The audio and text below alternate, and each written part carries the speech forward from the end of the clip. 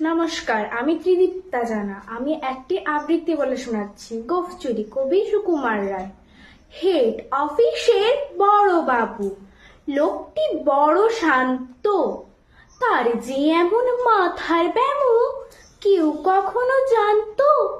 দিব্যি ছিলেন খোশ মেজাজে, চেয়ারখানি চেপে, একলা বসে চিমচিমিয়ে হঠাৎ গেলেন খেপে।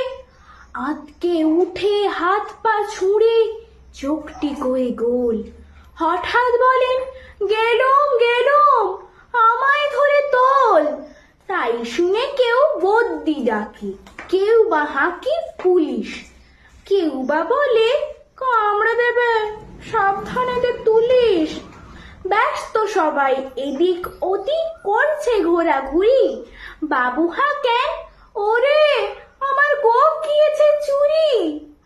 গোপ হারানো আজব কথা, তাও কি হয় সত্যি?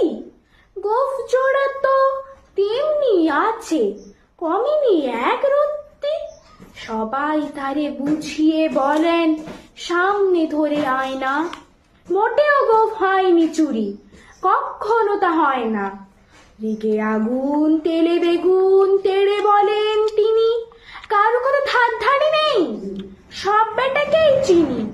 নোংরা ছাঁটা খ্যাংরা ঝাঁটা, বিচ্ছিরি আর ময়লা, এমন গুপ্ত রাখতো জানি শ্যামবাবুদের গয়না।